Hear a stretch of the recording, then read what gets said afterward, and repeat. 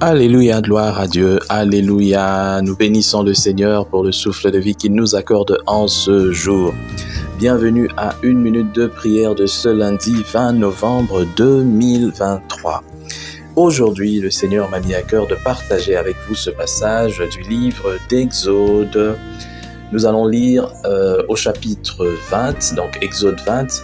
Nous lisons le verset 3, 4 et 5. Nous lisons au nom de notre Seigneur Jésus-Christ. Je suis l'Éternel ton Dieu qui t'a fait sortir du pays d'Égypte, de la maison de servitude.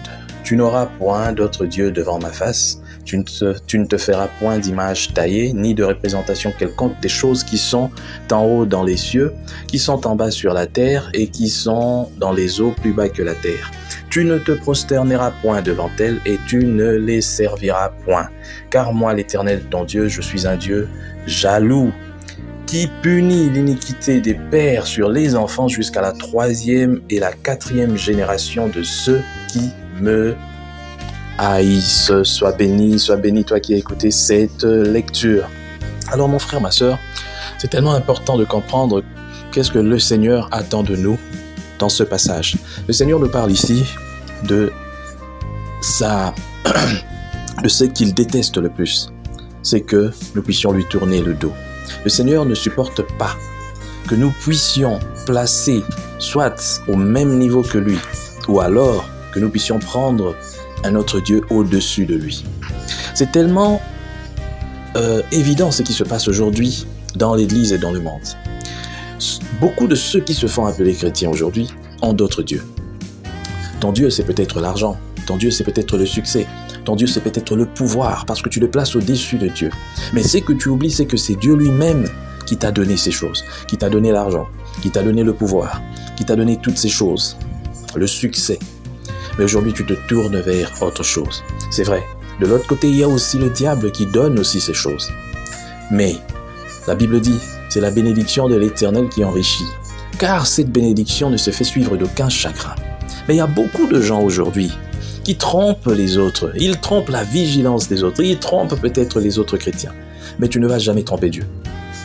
Mon frère, ma sœur, si là où tu es, tu as mélangé, ça veut dire que tu sais toi-même que tu as allé consulter des féticheurs ou bien je ne sais pas quoi. Tu es dans de la magie, tu es dans les loges sataniques et puis tout ça.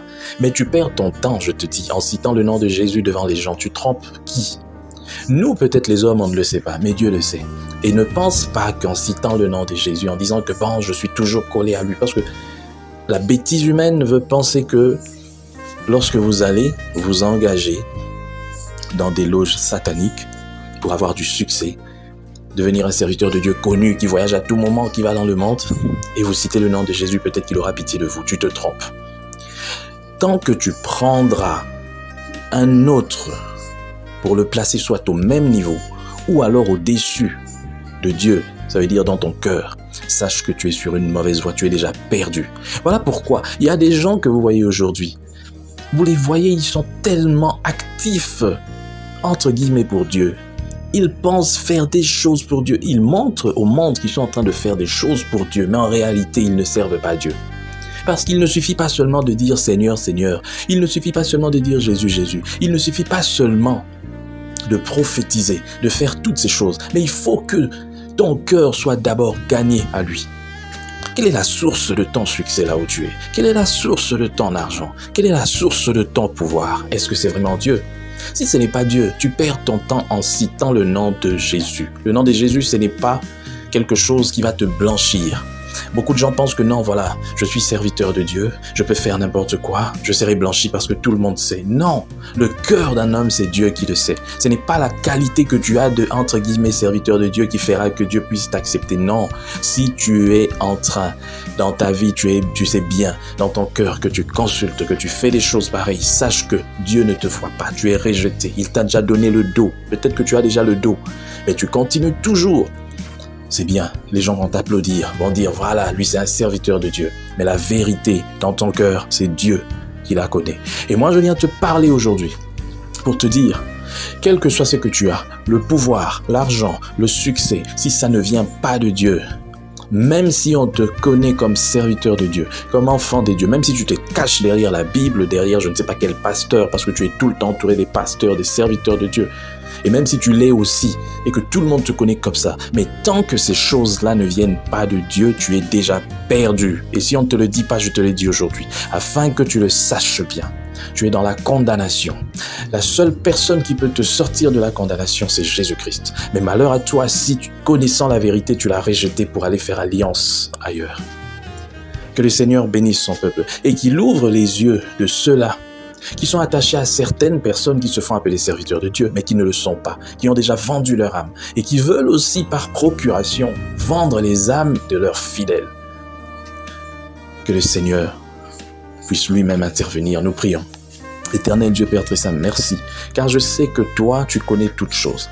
Je sais que Seigneur, éternel mon Dieu, quel que soit, c'est que un homme peut faire contre d'autres hommes. Si toi, tu décides que cela ne puisse pas arriver, ça ne se fera pas. Voilà pourquoi je viens prier pour tous ces hommes, toutes ces femmes, toutes ces personnes qui se sont fait connaître comme serviteurs de Dieu, mais qui aussi en même temps consultent ailleurs, vont voir des féticheurs, de marabouts, sont dans des sciences occultes. Je prie pour que, Seigneur, tu préserves ceux qui les fréquentent. Tu préserves, Seigneur, ton Église. Que tu ne puisses pas laisser tes enfants se perdre à cause de ces gens qui sont des loups sous des peaux d'agneau, à cause de ces gens qui trompent la vigilance, mais que toi, tu connais. Seigneur, révèle la vraie nature des gens qui traînent des foules, mais qui en réalité ne t'appartiennent pas. Merci, Seigneur, d'éclairer ton peuple, d'ouvrir les yeux afin que le monde sache qui sont réellement de toi. Au nom puissant du Seigneur Jésus-Christ. Amen. Chers frères et sœurs, dans le Seigneur, vous avez l'occasion de servir Dieu avec votre temps, avec votre intelligence, mais aussi avec vos moyens. Soutenez, restez unis dans 1 minute de prière chaque jour. Écrivez-nous, envoyez vos dons ici. Que Dieu vous bénisse.